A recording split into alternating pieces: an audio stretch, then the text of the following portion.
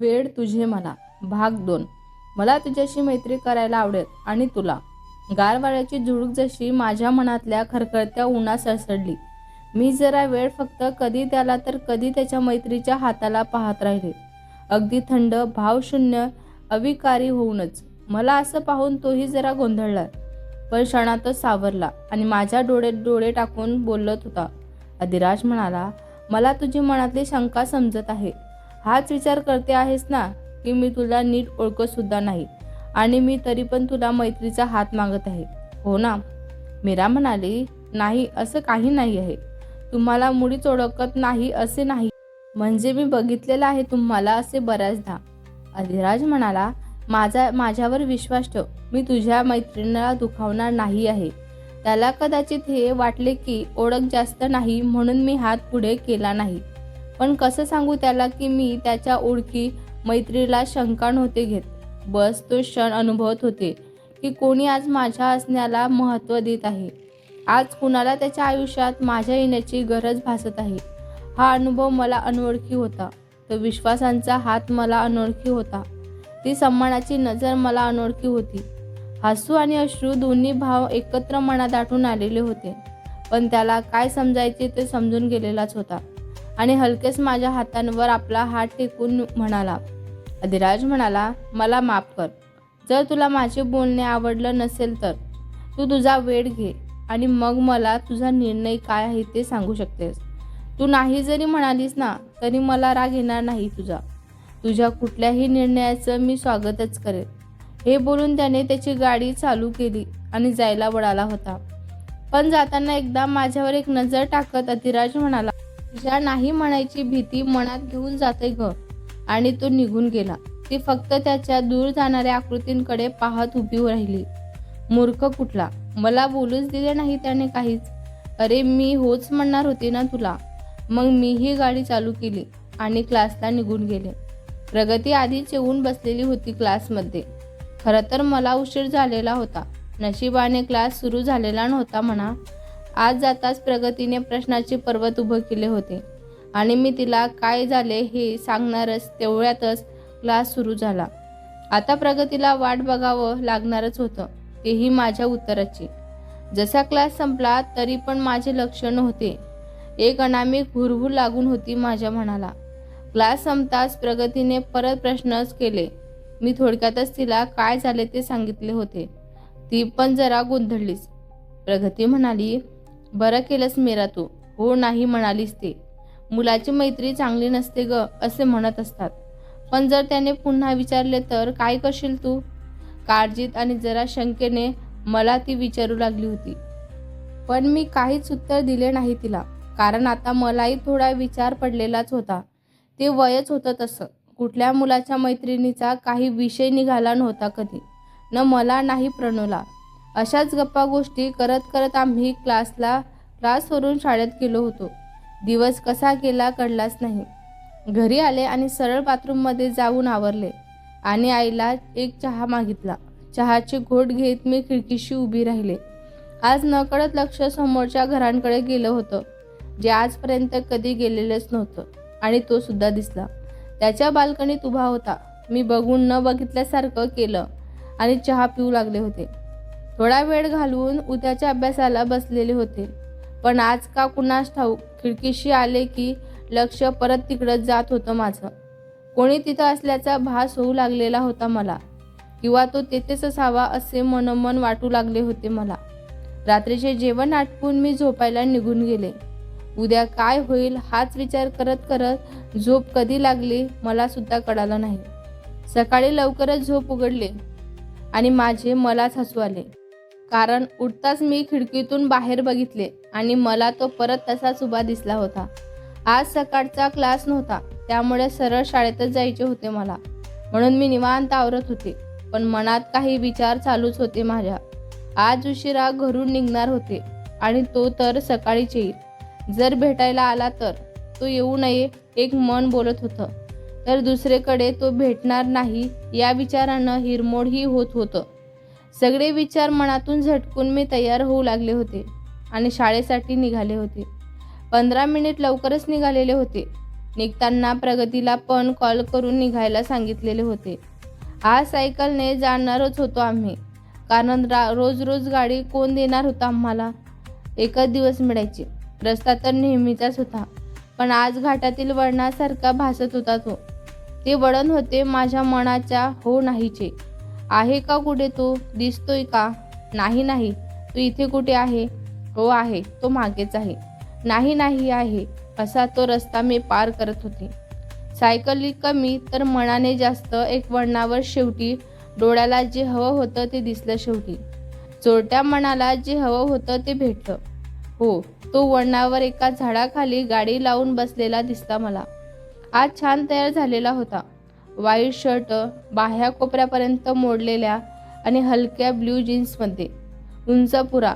तो हलके सोनेरी केस जेलने सेट केलेले आणि मान खाली घालून तो फोनमध्ये काहीतरी पाहत बसलेला होता. त्याला समोर बघताच माझे मलाच अवघडल्यासारखे झाले होते. जशी माझी चोरी मीच पकडलेली होती असं मला होऊन गेलेलं होतं. त्यानंतर ही नजर वर केली आणि मला बघितले आणि हात दाखवला.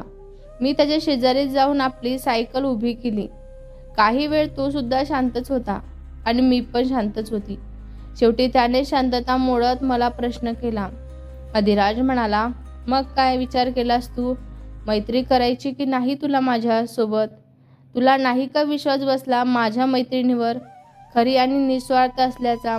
तो खूप आशेने आणि जरा भावूक होऊनच तिला विचारू लागला होता. मी काहीच न बोलता आपला हात त्यांच्या समोर केला आणि त्याला विचारले. मीरा म्हणाली, मला तुमच्याशी मैत्री करायला आवडेल अधिराज. आणि तुम्हाला आवडेल का? तो आवाक होऊन तिच्याकडे बघू लागला होता आणि काहीही वेळ असेच पाहत आम्ही दोघेही खळखळून हसायला लागलो होतो. तो माझा नकार असेल हीच भीती मनात घेऊन आलेला होता, पण माझ्या होकाराने जसे त्याच्या चेहऱ्यावरचे भमळ दूर केलेले होते आणि आनंदाचे सोनेरी किरण चमकू लागलेले होते. आम्ही दोघेही खूप खुश होतो आज. कदाचित त्याच्याही हा पहिलाच अनुभव होता आणि माझा तर होताच. ते क्षण लवकरच संपूर्ण हे असे आम्हाला वाटत होते, पण त्यानेच मला शाळेत निघायला सांगितले आणि तोही निघून गेला. नव्या मैत्रीचा तो नवा रंग ओढून मी शाळेत पोचले होते. प्रगतीही माझ्या मागेच आलेली होती आणि मला पाहतच बोलली. प्रगती म्हणाली, तू हो म्हणालीस ना त्याला? मीरा म्हणाली, हो. प्रगती म्हणाली, अगं पण का म्हणालीस तू हो? तुला माहीत आहे ना कसे असतात मुलं ते, तरी पण तू हो म्हणालीस. आणि जर तो पण असाच काही वाईट निघाला तर मग काय करशील तो? मीरा म्हणाली, नाही होणार ग असं काही प्रगती, तू नको टेन्शन घेऊस. त्याच्या डोळ्यात बघितलेलं आहे मी मैत्री, ते खोटे नव्हते ग. त्यात मी वाईट नजर नव्हती ग त्याची. मी नाही म्हणू शकलेच नाही त्याला. तिने काही आणखी शंकेचे निवारण करून घेतले आणि शेवटी मला मिठी मारली, कारण माझ्या चेहऱ्यावरचा आनंद तिच्या नजरेतून काही सुटलाच नव्हता. कसा सुटेल? मैत्री होती ती माझी अगदी जीवाभावाची. दिवसामागून दिवस जात होते. माझ्या आणि अधिराजचे भेटणे होतच होते. रोज इकडच्या तिकडच्या गप्पा चालूच असायच्या. अधूनमधून तो घरी सुद्धा येतच होता. कधी कुठले विषय वर डिस्कशन व्हायचे तर कधी कुठली प्रोजेक्टमध्ये तो मला मदतसुद्धा करायचा. घराशेजारी असे कुणीच नव्हते ज्याला तो आवडत नसेल. सगळ्यांना तो आदर करायचा, त्यामुळे सगळ्यांना तो आवडायचा आणि तोही तसाच होता म्हणा. आमची मैत्री फुरू लागली होती. एकही दिवस ना भेटता जात नव्हता आमचा आणि गेलास तर खूप काही चुकल्यासारखं वाटत होतं आम्हाला. असंच करता करता परीक्षा येऊन ठेपली होती. मी अभ्यासात लक्ष केंद्रित करत होती. खूप मन असूनही तो मला भेटायला येतच नव्हता. माझा अभ्यासात काही दुर्लक्ष होऊ नये म्हणून तो मला भेटायला यायचाच नाही, कारण घडलेला भूतकाळ मी त्याला सांगितलेला होता माझा, आणि आता तसे काही घडू नये याची त्याला खूप काळजी वाटत होती. मला माझा हक्काचा एक मित्र मिळालेला होता, जिथे माझी घुमसट नव्हती होत. मला माझे मन मोकळे करता येत होते. असा माझा तो मित्र, हो माझा अधिराज.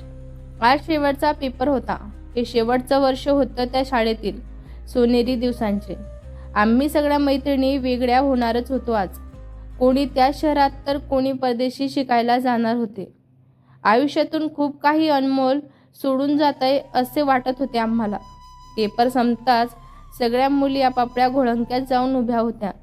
काही पेपर तपासून पाहत होत्या, काही भविष्याचे स्वप्न रंगवत होत्या, तर काही दुःखी सुद्धा होत्या. मी आणि प्रगती पण बोलत बसलेलो होतो शाळेच्या पायऱ्यांवर. आज जणू त्या इमारतीवर आमचा हक्क संपणारच होता. आम्ही शांत बसून शाळेची एक एक भिंत पाहतच होतो.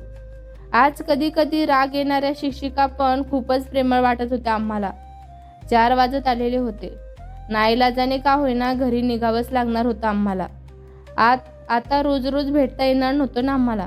भारी मनाने आम्ही शाळेचा प्रमुख दरवाजा ओलांडला आणि मागे राहिल्या त्या फक्त असंख्य आठवणी. ती शाळा आमची हक्कांची शाळा होती. तो वर्ग, ते नवीन टेबल चेअरचे भांडणं, ते समोरच्या शीटवरचे भांडणं, ते चाचणीचे पेपरचे मार्क्स, ते आवडते नावडते विषय, सगळं काही आम्ही मागे सोडून जाणार होतो. घरी आले येताच मोठा दादा समोर दिसला. पेपरची तपासणी करून घेतली. मी फ्रेश होऊन आले आणि आपल्या खोलीत जाऊन बसले होते. आज कशातच मन रमत नव्हतं माझं. लक्ष लागत नव्हते. मी तसेच न जेवण करता झोपी गेले. सकाळी जरा उशिराच उठले. नेहमीप्रमाणे खिडकीतून बाहेर पाहिले, तो नव्हता दिसला मला. मग फ्रेश होऊन चहा घेत बसले होते. बाहेरून ताई कुणाशी तरी बोलण्याचा आवाज आला मला. बाहेर जाऊन बघितले तर अधिराज घरी आलेला होता. आज बरेच दिवसाने आम्ही भेटत होतो. परीक्षा असल्याने तो मला भेटणे, घरी येणं टाळतच होता. त्याला बघताच जशी माझी कळीच खुलली का कुणास ठाऊक, पण जसं काही खूप जन्माचे हरवलेले मला भेटलेले होते. त्याला बघून मला इतका आनंद झाला का झाला माझं मला सुद्धा कळाले नाही. पण तो विचार झटकून मी तयार व्हायला गेले. तो अजूनही ताईशी बोलत बसलेला होता, पण नजर काही शोधत होता. मी बाहेर आले. मला बघताच तो उठून उभा राहिला. त्याचे भाव काही आशेचेच दिसत होते. जसे माझे होते त्याला बघून तसे त्याचे सुद्धा होते. आता आम्हाला सोबत भरपूर वेळ मिळणारच होता. खूप खूप बोलता येणार होता आम्हाला. पण का? आमची मैत्री ही मैत्रीणच होती का? एक शुभ्र, स्वच्छ, निस्वार्थी मैत्री. त्यात दुसरे कसलेही भाव नव्हते, पण तरीही खूप काही वेगळी होती ती. काही काळ लोटला आणि निकाल लागला माझा. सुदैवाने मार्क्स चांगले पडले होते मला. अधिराज पण शाळेच्या जवळ आलेला होता. तोही निकाल बघण्यासाठी आतुरच होता. मी आणि प्रगती चांगल्या मार्क्सने पास झालो होतो. घरी आले तर एवढा आनंद कोणालाच झाला नव्हता आणि कोणाकडून मला प्रतिसाद सुद्धा मिळालेला नव्हता. फारसा काही आनंद कुठं जाणवतच नव्हता. असो, चला, ओढ होती ती चांगल्या कॉलेजमध्ये प्रवेश मिळवण्याची. मी ॲडमिशन घेतली एका मोठ्या इंजिनिअरिंग कॉलेजला. मी नव्या जगात पाऊल टाकणार होते आता. शाळेचा उंबरठा ओलांडून बाहेर आलेले होते मी. जग बदलणार होते माझे आता. भावना बदलणार होत्या. बालपणीचा उरंडा पार झालेलाच होता. अधिराज आणि माझ्या नात्याचंही रूप बदलणारच होते. सगळ्या ॲडमिशन प्रक्रिया पूर्ण झालेल्या होत्या आणि आज होता पहिला दिवस.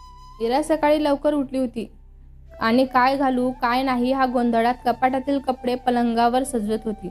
शेवटी एव्हरग्रीन कॉम्बिनेशन ब्ल्यू जीन्स आणि ब्लॅक शर्ट कुर्ती घालून ती तयार झाली. कॉलेजला तिची स्कूटी प्रमुख गेटच्या आत आली. चौकीदाराने नाव आणि क्लास विचारून आतमध्ये सोडलं. आज सगळीकडे नवीन मुलं मुली इकडं तिकडं फिरत होते. कोणी ॲडमिशन काउंटवर तर कोणी नोटीस बोर्ड बघत होते. कोणी कॉलेजच्या कॅम्पस निहाळत होतं तर कोणी सिनियरच्या प्रश्नांना उत्तर देत होतं. मीराच्या चेहऱ्यांवर मिश्र भाव होते. जराशी भीती आणि बरंच काही कुतूहल होतं. ती नोटीस बोर्ड जवळ आली आणि आपला क्लास आणि नंबर शोधू लागली. तेवढ्यातच तिला मागून कोणाचा तरी धक्का लागला. मीराने पलटून बघितले. ती निकिता होती. निकिता म्हणाली, ओ सॉरी, तुम्हाला लागलं तर नाही ना? मीरा म्हणाली, अगं काही नाही, मी ठीक आहे.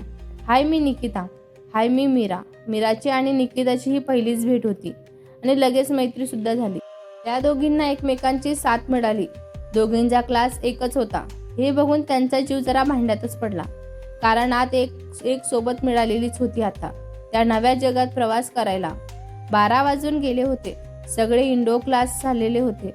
मग ओळखी झाल्या. सगळ्यांचा निरोप घेऊन मीरा घरी यायला निघाली. झालेल्या सगळ्या घडामोडीचा विचार करत करत ती घरी कधी आली तिला सुद्धा कळालं नाही. सरळ रूममध्ये जाऊन आवरून फोन हातात घेऊन ती बेडवर आडवी झाली आणि एक मेसेज बघतात अचानक तडखून उठून बसली. तो मेसेज अधिराजचा होता. त्याने सकाळीच तिला मेसेज केलेला होता. कॉलेजच्या पहिल्या दिवसासाठी शुभेच्छा म्हणून. पण मीराचे लक्ष कॉलेजच्या गडबडीत फोनकडे गेलंच नाही. आज दिवसभरात एकदाही अधिराजसोबत बोलणं झालेलं नव्हतं तिचं. त्यानेही कॉल केला नाही आणि मीराला पण एकदाही विचार आला नाही त्याला कॉल करून कॉलेजबद्दल सांगायचा. अधिराजला आपण आज साफ विसरलेलो होतो या विचारानेच तिला कासावीस झालेलं होतं. पण असे का होत होते? एक दिवस नाही बोलले तर काय झालं? तिला नेमकं कुठल्या गोष्टींचं वाईट वाटत होतं हेच तिला कळत नव्हते. त्याची आठवण आली नाही की मी त्याला रिप्लाय केला नाही याची. रोज तसे ते भेटायचे पण तरीही तिला जणू भेटलीच नाही. त्याला कित्येक दिवस असे वाटू लागले होते. तिचे डोळे पाणावले. अरे हे काय होते आणि का? डोक्याचा भोगा नुसता. सकाळचे 6:30 वाजलेले असतील. अधिराज आपले रोजचे वर्कआउट पूर्ण करून बाल्कनीत उभा होता. आज मीराचा कॉलेजचा पहिला दिवस त्याला माहीतच होते. अधिराज म्हणाला, अरे आज मीराच्या कॉलेज आहे ना, कॉल करू का तिला? नको इतक्याच सकाळी नको, मॅसेज करतो. अधिराज स्वतःशीच पुटपुटत होता. शेवटी त्याने मॅसेज केलाच आणि मीराला शुभेच्छा सुद्धा दिल्या आणि आता राहून तो तिच्या रिप्लायची वाट पाहू लागला होता. काही वेळाने त्याला तिच्या गाडीचा आवाज आला तसा तो धावतच बाल्कनीमध्ये आला होता. मीराला पण तो दिसला. ती फक्त एक गोडशिवी हसली आणि निघून गेली. अधिराज ती नजरेआड होऊस तर तिला पाहतच राहिला आणि आता त्याची ट्यूबलाईट पेटली होती. अरे मी का असा मूर्खासारखा धावत बाहेर आलो होतो? मीराला तर मी रोजच भेटतो ना, मग आज का असं होतंय मला? ती गेल्याने मला का खूप काही सुटल्यासारखं वाटू लागलेलं आहे. पूर्ण दिवस तो तिच्याच आठवणीत अस्वस्थ होता. तिने कॉलेजच्या नव्या जगात पाऊल टाकलेले होते. आता तिला नवे मित्रमैत्रिणी भेटणारच होते. त्या जगात जाऊन कदाचित मीराच्या आयुष्यात आपले महत्त्व, आपली जागा कमी होणार का असे त्याला वाटू लागले होते. अशी अनामिक भीती त्याच्या मनात डोकावली गेली होती. तो सारखा तिच्या रिप्लायची वाट पाहतच होता पण त्याने तिला कॉल केलाच नाही.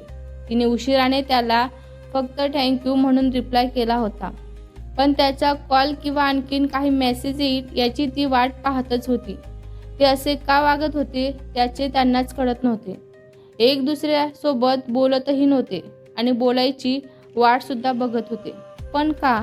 असाच एक आठवडा निघून गेला होता.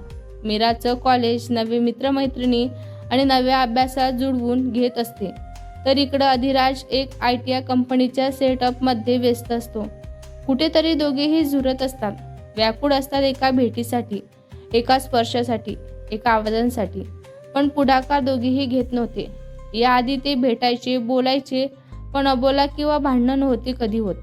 भेटू शकले नाही तरी अशी हुरहुर नव्हती. पण आता ते सगळे होत होते. ती नव्या जगात, नव्या मित्रमैत्रिणींच्या सहवासात आपली पासून दुरावली जाईल अशी अनामिक भीती अधिराजच्या मनात घोंगाडत होती. त्याला असे वाटण्यामागे आणखीन एक कारणच होते. ते म्हणजे मीरा त्याला बरीच लहान होती आणि कॉलेजमध्ये तिच्याच वयाचे सगळे असणार होते. आज 12 दिवस होऊन गेले होते त्यांना बोलून व भेटून. नेहमीप्रमाणे मीरा 7ला कॉलेजला निघाली पण आज तिला काहीतरी वेगळे जाणवत होते. आज नेहमीच रस्ता मला वेगळा वाटत होता. अशाच विचारात ती गाडी चालवत होती आणि एका वळणावर काही दिसलं. ती मात्र आनंदातच खुलली होती. भेटूया पुढच्या भागात. हा भाग तुम्हाला कसा वाटला कमेंट करून नक्की सांगा. व्हिडिओ आवडला असल्यास लाईक करा, शेअर करा. नवीन असाल तर चॅनलला सबस्क्राईब करा. धन्यवाद.